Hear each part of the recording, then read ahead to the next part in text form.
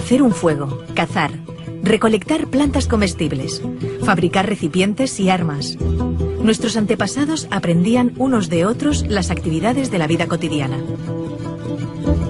Los conocimientos se adquirían a través del contacto con los demás y la repetición. Hasta que miles de años después se inventó la escritura, la primera gran revolución en el aprendizaje. Entonces, los textos comenzaron a vehicular buena parte del conocimiento. También cambiaron, claro, las cosas que aprendía la gente. Nacieron las primeras escuelas. En ellas, un individuo, el profesor, tenía unos conocimientos que dictaba a una serie de alumnos, que los aprendían. En el siglo XVIII, cuando se produjo la Revolución Industrial, se comenzaron a regular los sistemas educativos. El objetivo era preparar a los trabajadores que luego estarían a cargo de las cadenas de montaje en las fábricas. Individuos que hacían lo mismo una y otra vez durante muchas horas al día.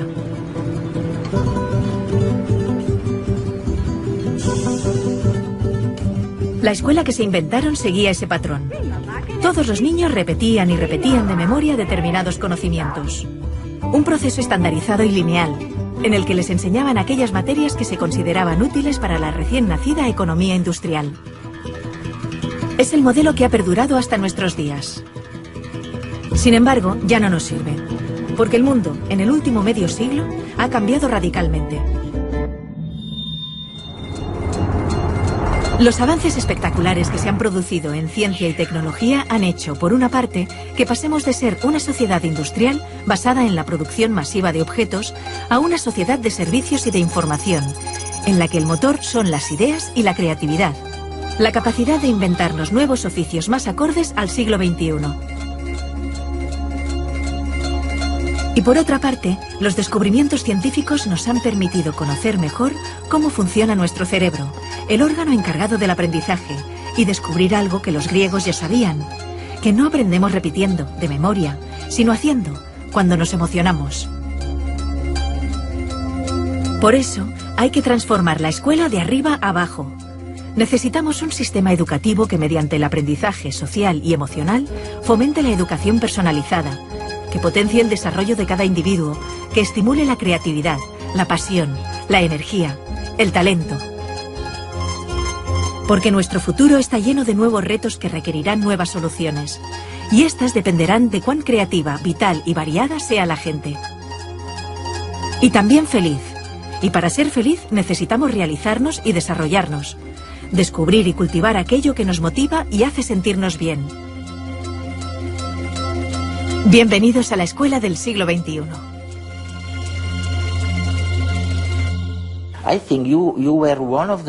Creo que fuiste uno de los primeros del sector educativo en hablar de la desafortunada división entre ciencias y la cultura o las artes. Y es curioso, porque nosotros, cuando preparamos programas científicos, a menudo tenemos que enfrentarnos a un dilema.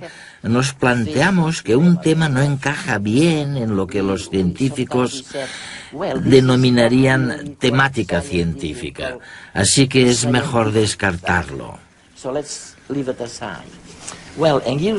Pero tú afirmas que como resultado de esta escisión entre la ciencia y las disciplinas artísticas, hemos ignorado un campo fantástico, el de la creatividad. ¿A qué te refieres exactamente? Pensemos de nuevo en la educación. La mayoría de países no instauraron un sistema de educación pública obligatoria hasta mediados del siglo XIX. Se trata de ideas bastante nuevas. Dos factores influyeron mucho en la educación. El primero fue la economía industrial, que provocó una cultura organizativa de la educación extremadamente lineal, centrada en los estándares y la conformidad. Y el otro gran factor de influencia, en mi opinión, fue la cultura intelectual de la Ilustración, que desencadenó en la cultura académica de la educación. Una de las características de la enseñanza es que hay una jerarquía de asignaturas en las escuelas, En la mayoría de sistemas tenemos arriba de todo de la jerarquía la lengua, las matemáticas y las ciencias. Un poquito más abajo están las humanidades, como la geografía y los estudios sociales, o la filosofía, cuando se enseña. Y debajo de todo están las disciplinas artísticas. Hay poquísimos sistemas educativos, no conozco ninguno de hecho, que enseñen danza con el mismo rigor y sofisticación con el que se enseñan matemáticas. ¿Por qué hay esta jerarquía? Muchos te dirán, es evidente, tiene que haber una jerarquía. ¿Pero por qué? Creo que hay dos motivos. El primero de los cuales es económico. Se cree que las materias que están más arriba en la jerarquía son más relevantes para el mundo laboral. Para encontrar trabajo. Sí. Y te encuentras con afirmaciones como, no te dediques al arte, jamás serás un artista ni te ganarás la vida con el arte. No hagas música, es muy difícil salir adelante como músico. Así que un argumento es claramente económico. Pero lo interesante es que nadie te dice, no te centres en las matemáticas, nunca serás matemático, ni tampoco, olvídate de la química, jamás serás químico. Esto se debe a que en nuestra cultura intelectual existe una asociación entre las ciencias y cierto tipo de conocimiento objetivo. Se cree que al trabajar con las ciencias, se trabaja con hechos y certeza, que son las cosas que marcan diferencias en el mundo, mientras que las disciplinas artísticas se asocian con los sentimientos y la expresión personal, por lo que están muy bien para entretenerse, pero no son importantes para la economía. La Ilustración y la Revolución Científica crearon un modelo de inteligencia y conocimiento que ha imperado en nuestra cultura. Desde entonces, el arte se ha asociado con la corriente del romanticismo del siglo XIX, con la expresión de sentimientos. Y creo que es un problema enorme, porque esto ha disociado el intelecto de la emoción. Y hemos pasado a considerar ambas cosas como separadas, en detrimento tanto de las artes como de las ciencias.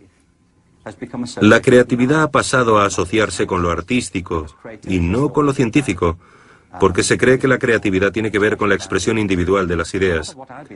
Yo propongo, entre otras cosas, retomar una concepción de la creatividad que nos devuelva la relación entre las disciplinas artísticas y científicas, puesto que ambas salen perjudicadas de la separación. Mientras hablabas, pensaba en el patrón que sirvió para establecer que alguien estaba en la parte adecuada del conocimiento, lo que llamamos el cociente intelectual. ¿Por qué demonios hemos creído durante tanto tiempo que la medición del coeficiente intelectual era importante para la vida económica? ¿Por qué?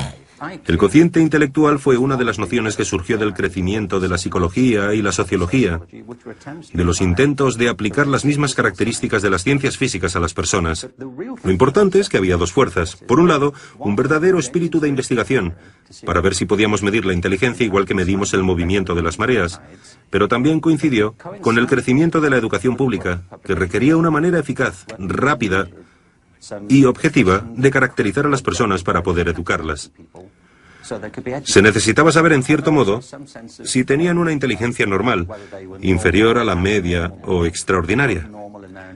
Alfred Binet, cuando creó el primer test de inteligencia en París, estaba interesado en los niños con necesidades educativas especiales. Para descubrir cuáles eran sus necesidades, necesitaba tener una idea de cuál era la capacidad media. Este era el objetivo inicial. No obstante, los test de inteligencia se volvieron fundamentales para la categorización de alumnos en las escuelas públicas, pero también para la selección en el ejército. Se han convertido en un mito, me parece. Han pasado a formar parte de nuestro léxico cultural como si fueran objetivos. Una de las organizaciones más importantes que hay es Mensa, la organización de personas con cocientes intelectuales altos. Y me parece estupendo, no voy a criticar a Mensa, pero me planteo si esto es así realmente. En realidad, el test de inteligencia solamente mide la capacidad de hacer test de inteligencia. Hay personas a las que estos test se les dan muy bien. Si queremos saber lo inteligente que es alguien, por lo menos deberíamos aceptar que la inteligencia entraña mucho más de lo que se puede medir en un test de inteligencia. ¿No deberíamos incluir también otras preguntas?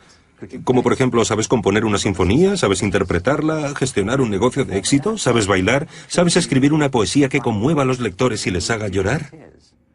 ¿Tienes empatía? La empatía, sí. Si el ser humano solamente tuviera las habilidades que se miden en los test de inteligencia, la mayor parte de la cultura humana jamás habría existido. Yo no querría vivir en un mundo así. ¿Tú sí? No. Tenemos una visión de la inteligencia muy reduccionista.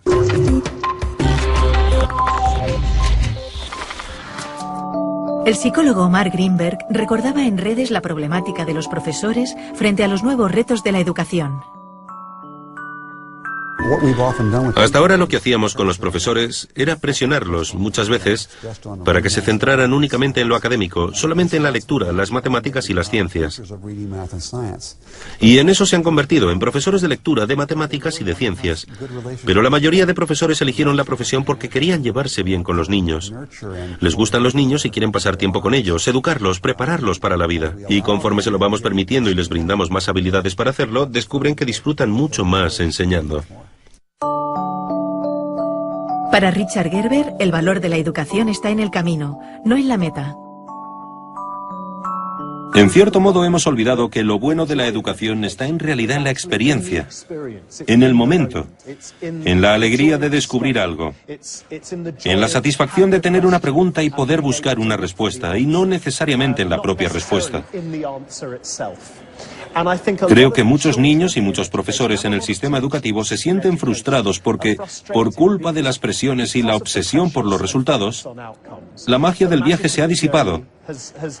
Me parece que este es el motivo por el que cada vez hay más niños que abandonan los estudios enseguida que pueden, porque no ven en ellos ninguna pasión, ninguna emoción.